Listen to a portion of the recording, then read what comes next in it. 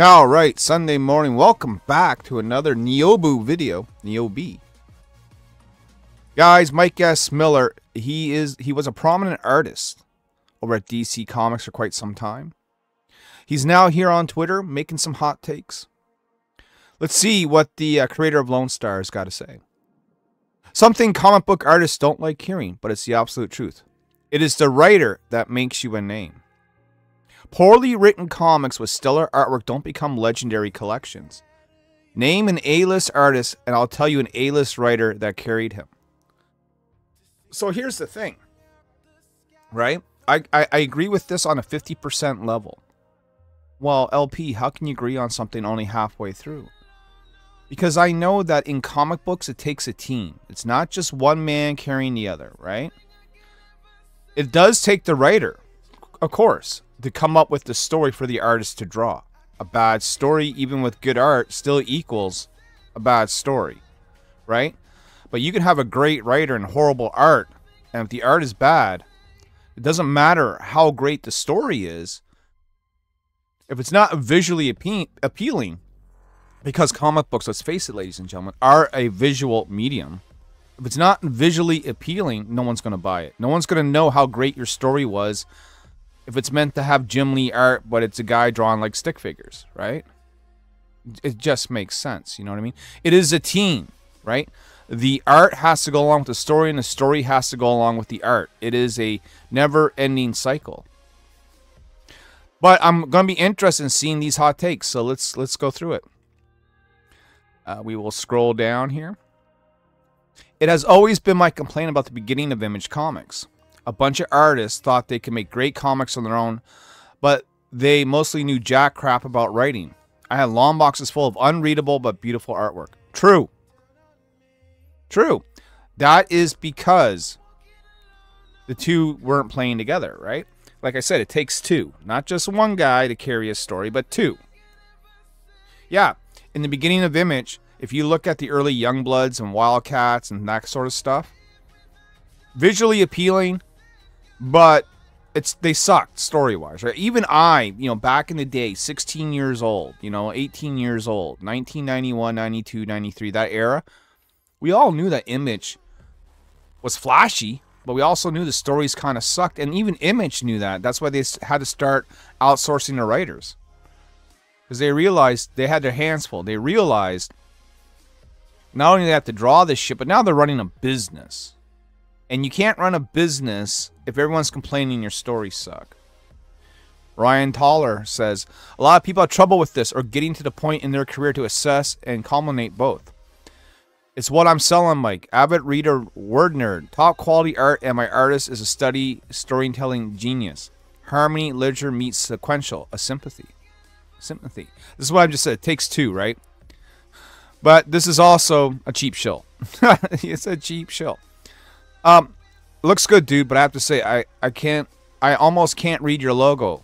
Hayward Saints or Hayward Saintosos, Hanaru Saintos, I have no idea what they're saying here. Might take another direction with that.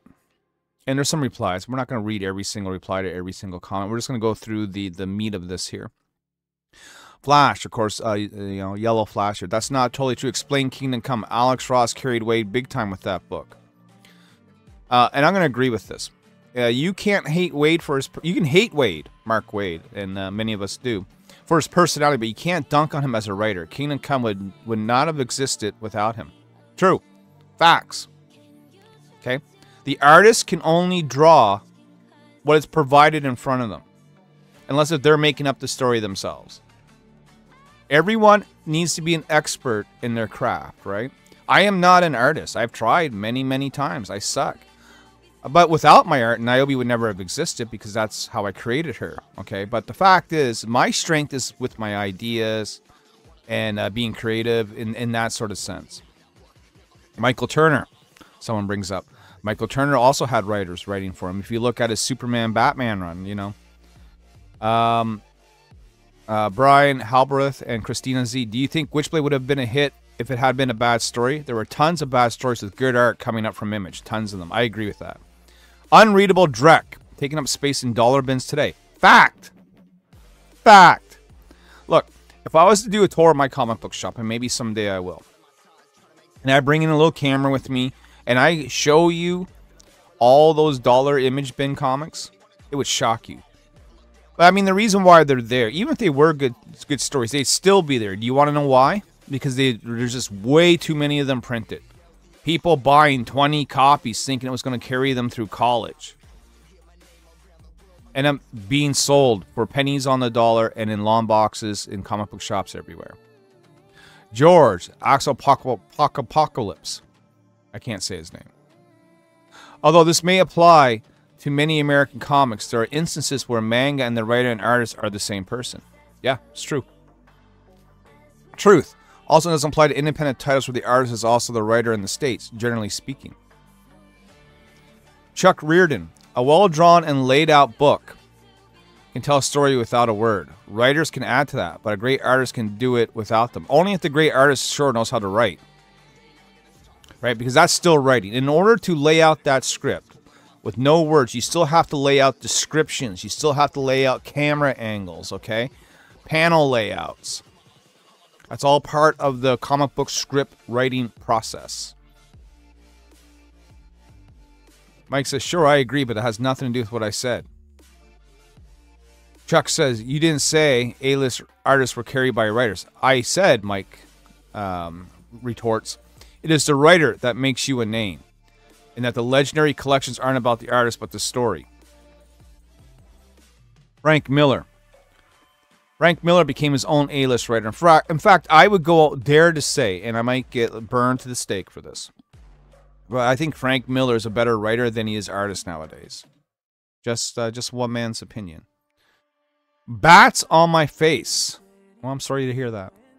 Image guys are perfect examples. None of them had a DKR, Born Again, or Watchmen attached to them. Well, I mean, they end up having to hire the writer of Watchmen, didn't they? That's right. Alan Moore. Specific character or story short, but nothing that would ever be considered definitive or all time. Yeah, no one's talking about like fucking, man, remember Wildcats #4 and how fucking awesome that was 20, 30 years later? No one's doing that. Some people are throwing out names: Sam Keith, Neil Gaiman, Kerry Nord, John Bryan. You know, in the case of John, Mike's right here, Chris Claremont. You can't get any better. Like, my favorite writer, comic book writer of all time, of course, is Chris Claremont of the X-Men. Without Chris Claremont, there's no Nyobi today. Plain and simple. Rob Liefeld, you may not like him, but his name sells books. Mike says, I like Rob personally. His rise to stardom was because of his work with Fabian, though. If New Mutants wasn't a good story, no one would have cared about the kid who couldn't draw feet. J. Scott Campbell, exception to the rule. No, not even, right? J. Scott Campbell, as far as I know, is not, you know, a legendary comic book writer. J. Scott Campbell can draw. Absolutely, he's my favorite artist of all time. But someone still has to lead J. Scott Campbell through a story, through a script, right? Otherwise, J. Scott Campbell is just doing covers. Now, J. Scott Campbell, from time to time, still does sequential art. It's very rare, but it still does happen. You know, Danger Girl being an example of that.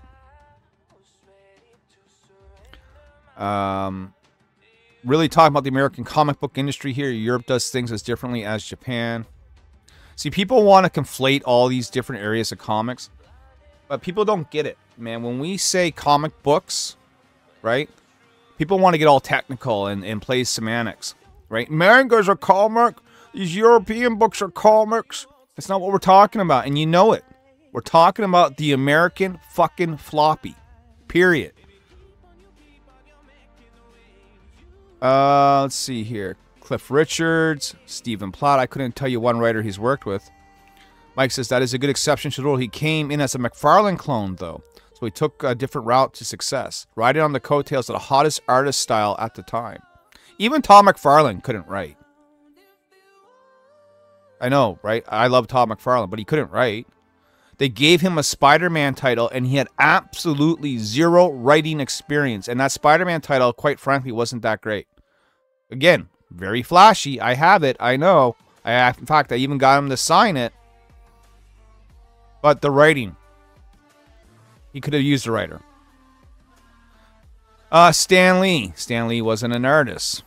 Wait, Mike S. Miller. Good one. Mike S. Miller, you mean an A-list artist? Mike is good. Mike is really good. You know, to deny Mike his talent is just lying to yourself. That'd be like saying Ethan Van Sciver sucks just because you don't like him. No, he's good. Excuse the cough. The quaff! Who's the real quaff around here? I think it's him. Great art will catch your attention. Great writing will keep it. For sure. The Killing Joke, one of the best Batman stories that people enjoy, right? If it wasn't Alan Moore writing it, it would have bombed. It would have bombed, you know? Interesting take. I only ever bought one comic graphic novel for the story, Watchmen. The rest were for the art. Usually I have no idea what the story will be, but the art sells it to me. That's because comic books are a visual medium. See, when you go into a comic book shop and you see a cover, is the art that will grab you, just like this guy said, okay? You know, you see that Savage Sword of Conan magazine, you go, that's fucking badass looking, or the Heavy Metal magazine, and they got that awesome Louis Royale cover on it, or Milo Manera, and you go, fuck, I want that.